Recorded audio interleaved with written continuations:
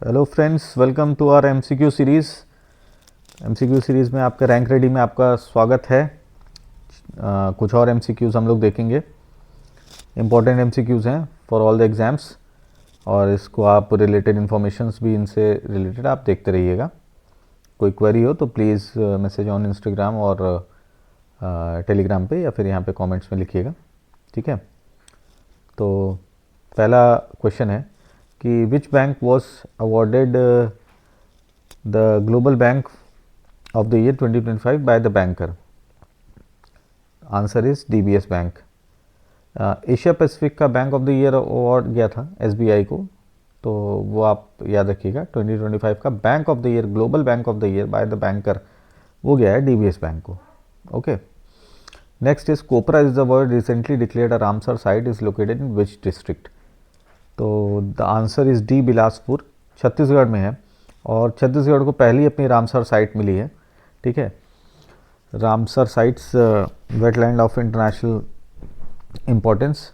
और ये जो है सेकंड डिक्लेयर्ड, एक और भी साइट डिक्लेयर हुए, वो सिलीसर लेक है राजस्थान में, वो भी इम्पोर्टेंट है, ठीक है। SERH, ये है अलवर डिस्ट्रिक्ट में, ये है अलवर में, ठीक है। याद रखिएगा आप लोग, अलवर डिस्ट्रिक्ट में राजस्थान में, ये एक और डिक्लेयर्ड साइट थी। और छत्तीसगढ़ को पहली अपनी साइट मिली है, ठीक है। टोटल साइट्स इंडिया में अब 96 हो गई हैं, और हाईएस्ट नंबर जो है वो 20 है तमिलनाडु में। तमिलनाडु में सबसे ज़्यादा साइट्स हैं, रामसर साइट्स जो हैं सबसे ज़्यादा।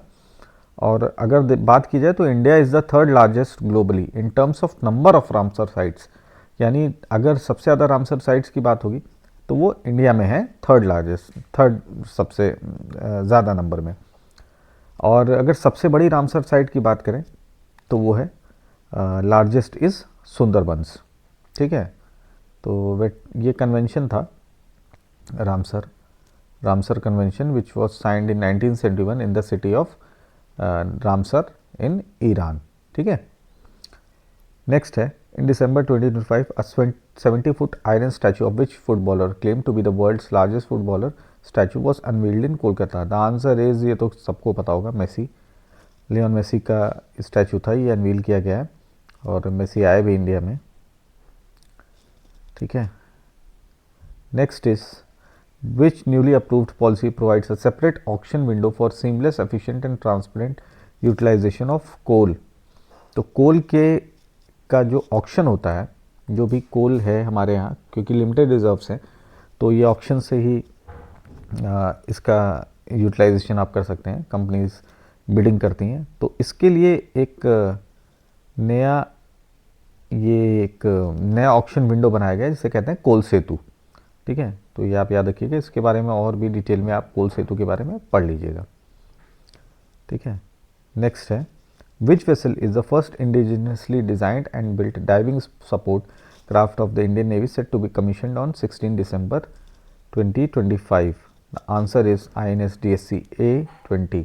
ये कैटामैरान है और ये एक वेसल है, डाइविंग वेसल है, ये रेस्क्यू ऑपरेशंस में काफ़ी मदद करेगा। तो ये इंडिजिनियसली बिल्ट है आत्मनिर्भर भारत के तहत, और ये it is first of the 5 बनने हैं, उसमें पहला है ये, ठीक है। INS DSC A20 इंपॉर्टेंट है, प्लीज़ रिमेंबर इट।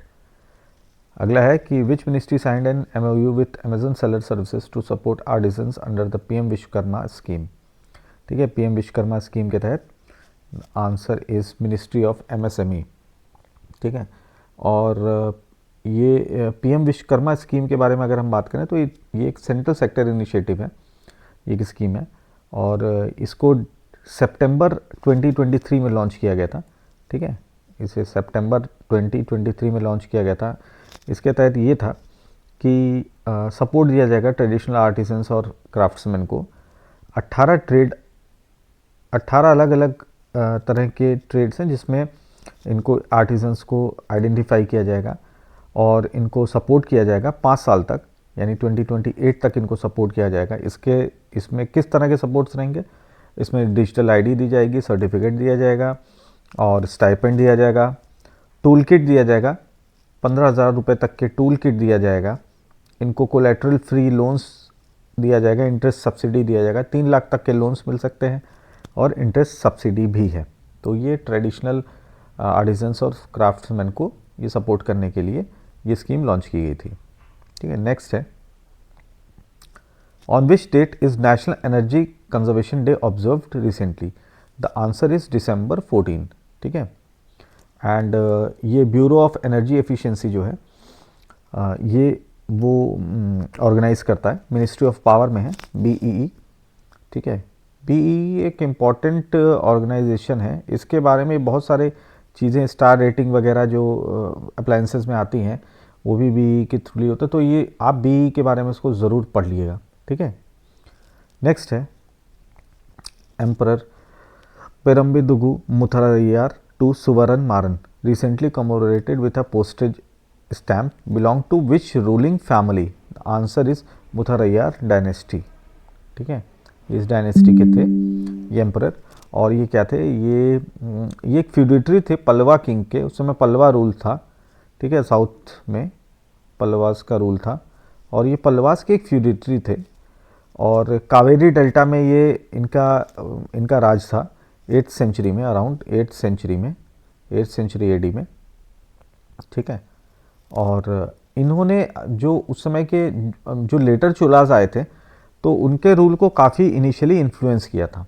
ठीक है, तो ये एक इम्पॉर्टेंट फ्यूडेटरी थे, इम्पॉर्टेंट एम्परर थे। ठीक है, तो उसको आप याद रखिएगा। नेक्स्ट है, where was the fossil of Macrocephalosaurus mariensis hatchling discovered? तो इसका आंसर है ब्राज़ील। ब्राज़ील में ये फॉसिल डिस्कवर्ड की गई है। अच्छा, ये किस चीज़ की फॉसिल है? ये है राइंकोसॉरस की, और ये एक व्हाट वर्ड राइंकोसॉर, तो राइंकोसॉर थे क्या थे कि ये एक्सटिंक्ट हो गए, हर्बीवोर रेप्टाइल्स थे। ठीक है, ट्रियासिक पीरियड में ये एक हर्बीवोर रेप्टाइल्स थे ट्रियासिक पीरियड में। ठीक है, around 200 to 250 million years ago. ठीक है, तो ये उस समय के एक हर्बीवोर रेप्टाइल्स थे। ठीक है, बीक वाले। ठीक है, इसकी मैं फ़ोटो मैंने ध्यान नहीं दिया, नहीं तो मैं आपको फ़ोटो भी इसकी दिखाता। ठीक है, तो ये थे उसमें, और ये यंगेस्ट अभी तक के फॉसिल जो है इसका राइंकोसॉर के। ठीक है, यहाँ कहाँ मिला है? ब्राज़ील में मिला है। ठीक है, next question is, which country did India defeat 3-0 to reach the final of the squash world cup 2025? Egypt. ठीक है, इजिप्ट को हराया इंडिया ने। ठीक है, 3-0 से इंडिया ने स्क्वॉश वर्ल्ड कप जीत भी लिया। आई गेस हांगकांग को हराया फाइनल में, और ये स्क्वॉश वर्ल्ड कप जीत भी लिया है इंडिया ने। तो ये कुछ हमारे MCQs थे। ठीक है, MCQ सीरीज़ के 10 और MCQs थे, और फिर अगले सीरीज़ के लिए हम लोग जल्द ही वापस मिलेंगे। ठीक है, तब तक अपना ध्यान रखें, कोई क्वेरी हो तो प्लीज़ बताएं। Okay, thank you so much, thank you.